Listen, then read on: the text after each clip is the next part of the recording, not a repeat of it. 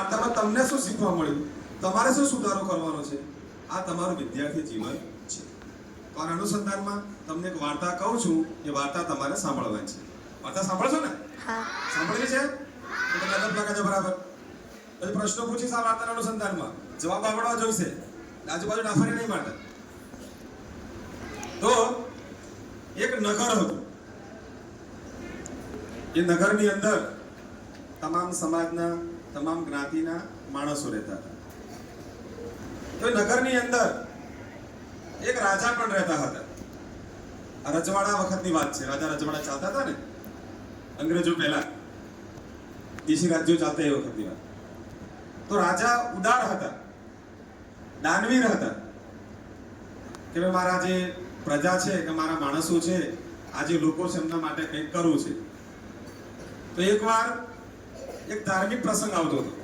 તો ધાર્મિક પ્રસંગની અંદર રાજાએ નક્કી કર્યું કે આ જે મારા નગરજનો છે, કે મારા જે પ્રજા છે, કે જે માણસો છે, એમને મારે બધાને જમાડવા છે.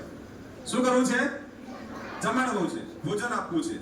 જેમ આપણે જમવા માટે જઈએ છીએ ને મંદિરમાં અને ગામમાં કોઈ પણ હોય, કે આપણા સ્કૂલમાં કોઈ પ્રોગ્રામ હોય, તો રાજાને એમ થયું કે મારે તમામ માણસોને જમાડવા છે.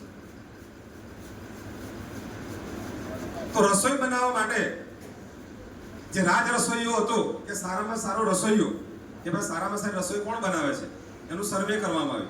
એ ભાઈને બોલાવવામાં આવ્યું કે ભાઈ આટલા માણસો છે, તો આટલા માણસોની રસોઈ બનાવવાની છે, બનાવશો? તો જે રાજ રસોઈયો કહે છે કે રાજના દરબારમાં રહેવું અને રસોઈ આપણે કેમ ના બનાવીએ, આપ કહેશો તો બનાવશું. તો આખું મેનુ આપી દેવામાં આવ્યું કે કઈ કઈ રસોઈ બનાવવાની. તો દાળ, ભાત, પૂરી, શાક, જે મીઠાઈઓ હતી, લાડુ બાડુ, કુપરા પાક ને બધી મીઠાઈઓનું આખું લિસ્ટ આપી દીધું. એને સીધું બધું લઈ આપવામાં આવ્યું અને નક્કી થયું કે ચાલો રસોઈ બનાવવાની અને ગ્રામજનોને બધાને જમાડવાની.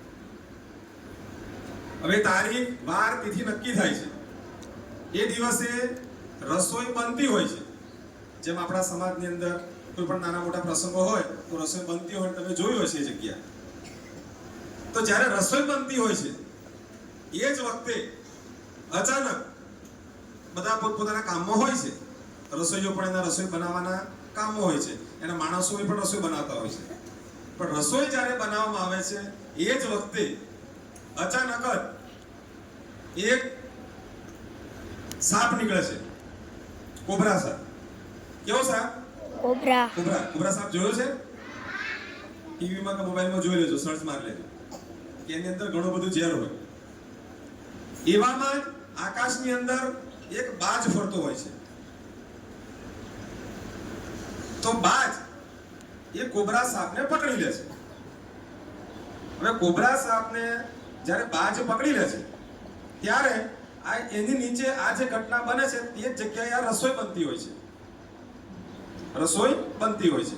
તો કોબરા સાપને બાજ પકડી લે છે અને એ બાજ ઉચકીને આકાશ તરફ લઈ જાય છે. હવે જે બાજનો જે સ્વભાવ હોય છે એ શિકાર કરવાનો હોય છે, એના ખોરાક માટે શિકાર કરે.